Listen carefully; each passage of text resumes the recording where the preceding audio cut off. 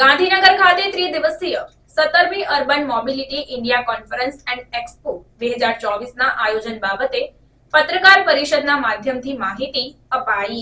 ગાંધીનગર ખાતે તારીખ 25 થી 27 ઓક્ટોબર દરમિયાન 17મી urban mobility India conference and expo 2024 યોજાશે। ભારત સરકારના આવાસ અને શહેરી બાબતોના મંત્રાલયના સંયુક્ત સચિવ જયદીપે આ સંદર્ભે મહાત્મા મંદિર ખાતે પત્રકાર પરિષદને સંબોધન કરતા જણાવ્યું હતું કે ગાંધીનગર ખાતે આયોજિત 17મી urban mobility India conference and એક્સપોનો મુખ્યમંત્રી ભૂપેન્દ્ર પટેલે તારીખ 25 ઓક્ટોબરના રોજ શુભારંભ કરાવ્યો। અગાઉ ગુજરાતમાં વર્ષ 2016માં પણ 9મી urban mobility India conference and એક્સપોનું સફળ આયોજન થયું હતું।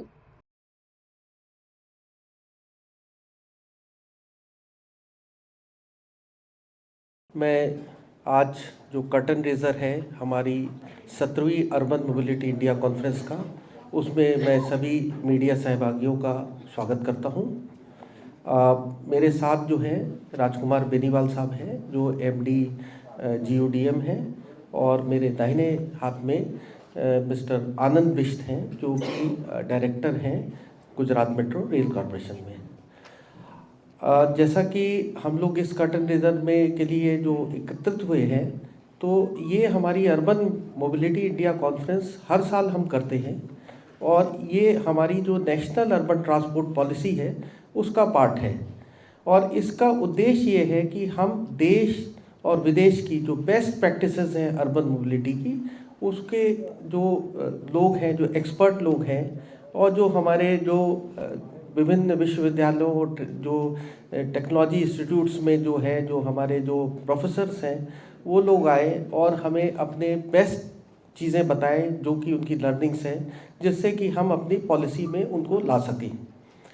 तो अभी आप जानते हैं कि जैसे शहरों का विकास जिस तरीके से हो रहा है, पॉपुलेशन बढ़ रही है, और इसी तरीके से हमारे शहर की जो सीमा रेखाएँ हैं वह बढ़ती जा रही हैं, और किसी भी शहर के विकास के लिए अर्बन मोबिलिटी आज की डेट में बहुत इम्पोर्टेंट रखता है, अहमियत रखता है। अब चाहे आप विश्व में किसी भी शहर को देखें, जो उसका जो अर्बन मोबिलिटी सिस्टम, जो विकसित देश है, जिनके विकसित शहर हैं, जिसमें अर्बन मोबिलिटी पे बहुत ज़्यादा ध्यान दिया जाता है, और भारत सरकार की ओर से और राज्य सरकारों की ओर से इस पे अब बहुत ज़्यादा ध्यान दिया जा रहा है। क्योंकि अगर जो लोग जो बाहर की शहर के बाहर के कोने में रहते हैं, अगर शहर में आने में उनको ज़्यादा समय लगेगा तो हमारा इकोनॉमिक डेवलपमेंट नहीं हो सकता है। तो इस वजह से हमें एक सुगम, एक अच्छी यातायात सुविधा प्रदान करनी चाहिए, और उस डायरेक्शन में हम लोग बहुत सारा काम कर रहे हैं। हमारे ministry of housing and urban affairs का ये फ्लैगशिप प्रोग्राम है। उसमें जो है हम लोग अर्बन मिनिस्ट्री से हम जो है हमारा एक मेट्रो का फ्लैगशिप प्रोजेक्ट है, जिसमें हम देश में जो डिफरेंट जगह पे मेट्रो लगती है तो उसमें हम फाइनेंशियल असिस्टेंस देते हैं। इसके अलावा जो है जो बस सिस्टम है, बेसिकली जो अर्बन बस सिस्टम है वो राज्य सरकारों द्वारा किया जाता है, लेकिन हमारे केंद्र सरकार की योजनाओं के द्वारा भी हम धनराशि प्रदान करते हैं to provide a good bus service in city. तो अभी तक जो हमारे जो इन सब के जो मैंने आपको ब्रीफ बैकग्राउंड बताया अर्बन मोबिलिटी का, तो हमारे जो 16 जो इसके पहले हुए हैं वो डिफरेंट शहरों में हुए हैं। इसके पहले 2016 में भी यहाँ पे गुजरात में एक अर्बन मोबिलिटी इंडिया कॉन्फ्रेंस हुई थी, और इस बार का जो टॉपिक हमने रखा है standardisation and optimisation of urban mobility solution.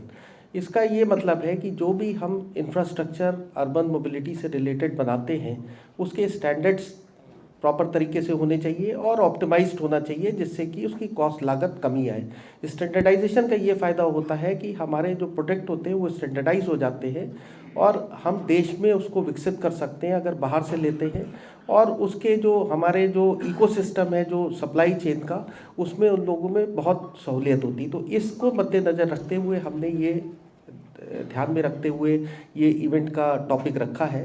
और इसमें जो है ना ही कॉन्फ्रेंस है, इसके साथ एक एग्जीबिशन भी है। एग्जीबिशन में करीब 75 एग्जिबिटर आए हैं, और इस कॉन्फ्रेंस में करीब 3000 डेलीगेट की शामिल होने की संभावना है।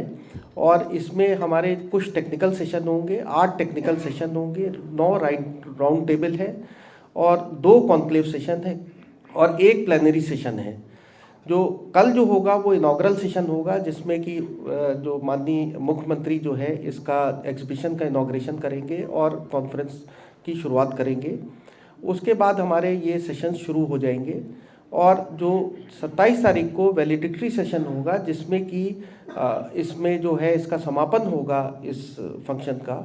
और उसमें हम लोग जो पिछले साल में जो बेस्ट प्रैक्टिसेस हुई है शहरों में, उसमें हमारे 9 कैटेगरीज में हम अवार्ड्स भी देंगे सिटीज़ को, जिनके रिप्रेजेंटेटिव आएंगे जो कि अवार्ड को रिसीव करेंगे वैलिडिक्टरी सेशन में।